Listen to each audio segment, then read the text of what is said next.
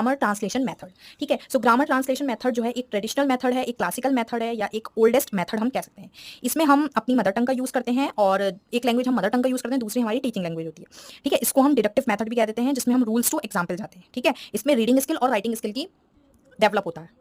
ठीक है, तो ये होता है ग्रामर ट्रांसलेशन मेथड। सेकंड आता है डायरेक्ट मेथड, जिसको हम नेचुरल मेथड भी कह सकते हैं। डायरेक्ट मेथड का मतलब होता है, हमने बता दिया जैसे इंग्लिश टू इंग्लिश बताते हैं, उसमें हम मतलब जैसे समझाएंगे नहीं आपको, एक्सप्लेन हिंदी में नहीं करेंगे। इंग्लिश पढ़ा रहे हैं तो इंग्लिश में ही पढ़ाएंगे, हम उसको हिंदी में एक्सप्लेन नहीं करेंगे। तो ये डायरेक्ट मेथड का मतलब है, हमने लैंग्वेज टू लैंग्वेज बता दिया, इंग्लिश टू इंग्लिश बता दिया, इसमें हम अपनी मदर टंग का यूज नहीं करेंगे। इंडक्टिव मेथड यूज करते हैं, एग्जाम्पल टू रूल्स। ठीक है, ओरल स्किल अच्छी होती है, स्पीकिंग अच्छी होती है, और प्रोनाउंसिएशन। नॉर्मल सी बात है, आप इंग्लिश बोल रहे हैं तो आपकी ओरल स्किल और स्पीकिंग और प्रोनाउंसिएशन अच्छी होगी।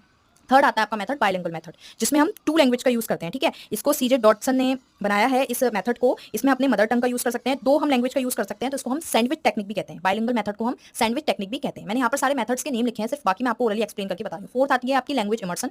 फिफ्थ आती है आपकी ऑडियो लैंग्वेज। तो ऑडियो लैंग्वेज क्या होती है? ऑडियो लैंग्वेज का सबसे ज्यादा यूज हुआ था सेकंड वर्ल्ड वॉर में, 1939 से 1945 में। इसको आर्मी मेथड भी कहते हैं, या फिर ओरल मेथड भी कहते हैं।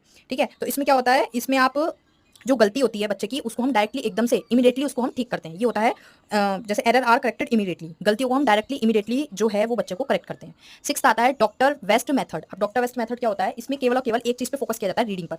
डॉक्टर वेस्ट मेथड में केवल और केवल रीडिंग पर दिया, और रीडिंग भी कैसी होगी? साइलेंट रीडिंग होगी। इसमें इग्नोर करते हैं हम बाकी सारी स्किल्स को, जैसे हमारी स्पीकिंग, लिसनिंग और राइटिंग होगी। ठीक है, सिर्फ और सिर्फ साइलेंट रीडिंग पर हम फोकस करते हैं। फिर आती है टीपीआर, यानी कि total physical response. Total physical response ये होता है जिसमें आप बोल रहे हो स्पीकिंग, बॉडी एक्शंस हो आपके, वो इसे जेम्स एस्टर ने दिया था। जैसे आप पोएम सुनते हैं बच्चे की, तो वो ट्विंकल ट्विंकल लिटिल स्टार पूरा आपके हैंड से बना बना के स्टार्स की शेप या वो एक्सप्लेन करता है, बॉडी एक्शंस करता है, स्पीकिंग करता है, तो वो आपकी कहलाती है टीपीआर, टोटल फिजिकल रिस्पॉन्स। पूरा के पूरा इसमें फिजिकल रिस्पॉन्स लगता है। फिर आता है आपका CLT, communicative language teaching. Communicative language teaching में क्या होता है? इसमें सब पर मतलब चार स्किल्स पर ध्यान दिया जाता है, लिसनिंग, स्पीकिंग, रीडिंग और राइटिंग, फोकस ऑन, और चाइल्ड सेंटर्ड होता है ये कम्युनिकेटिव लैंग्वेज टीचिंग। पता ही चला, हम कम्युनिकेट करते हैं स्टूडेंट्स के साथ, टीचर और स्टूडेंट का अच्छा खासा कम्युनिकेशन होता है, इसलिए चाइल्ड सेंटर होता है। और एक जैसे डिबेट हो गई, डिस्कशन हो गया, किसी भी प्रकार का कन्वर्सेशन हो गया, तो वो आपका सीएलटी मेथड कहलाता है।